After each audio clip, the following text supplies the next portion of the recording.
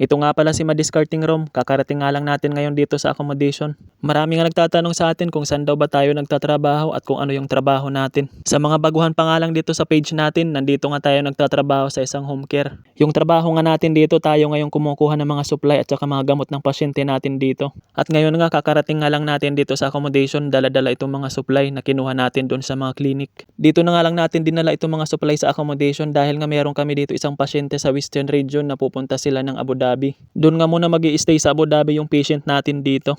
At yung magdadala nga nitong mga supply doon sa Abu Dhabi si Ma'am Carmi. Dito nga nakatira si Ma'am Carmi sa accommodation at siya nga yung morning duty bukas doon sa patient na yon at isasabay niya nga itong mga supply papunta doon sa Abu Dhabi. At bukas nga rin meron kaming travel from Western Region to Al Ain. Sa mga hindi nga nakakaalam dyan, yung office nga namin is nasa Al Ain. Kaya ngayon inaayos ko na yung mga documents na ipapadala natin doon bukas. Pag nagpapadala nga tayo ng mga documents doon sa office, talagang ino-organize ko siya para hindi rin sumakit yung ulo yung magre-receive nito. Yung magre-receive nga nito mga documents natin, si Sir Loren nga. Doon nga siya ngayon nakadestino sa office. At habang busy nga tayo kakaasikaso ng mga documents na to, dumating naman dito si Sir Clarence. May mga dala nga siyang gamit ng patient niya, mga sample nga to. Nung isang araw nga nagbigay nga siya ng mga listahan ng mga kailangan niya doon sa patient niya. Kaso nga lang yung mga kailangan niya hindi available sa store at hindi rin makita doon sa system yung mga kailangan niya para sa patient niya. Kaya nagdala siya ng mga sample ngayon at ipapakita nga natin itong mga binigay ni Sir Clarence doon sa store para ma-request nila. Malapit na nga rin natin matapos itong mga documents natin.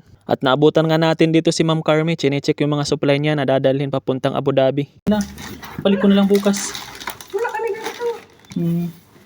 Dito ako pang tupid. Sige, lagay mo lang dyan, babalik ko bukas. Nagkakagula lang kasi kanina kasi may audit doon sila.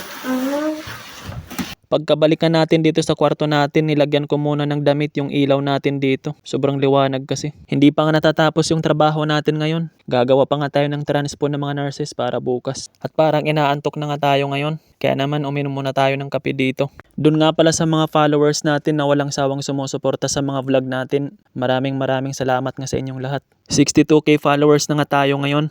Hindi nga tayo aabot ng ganito karami kung hindi dahil sa inyo. Kaya lubos ako nagpapasalamat sa inyong lahat.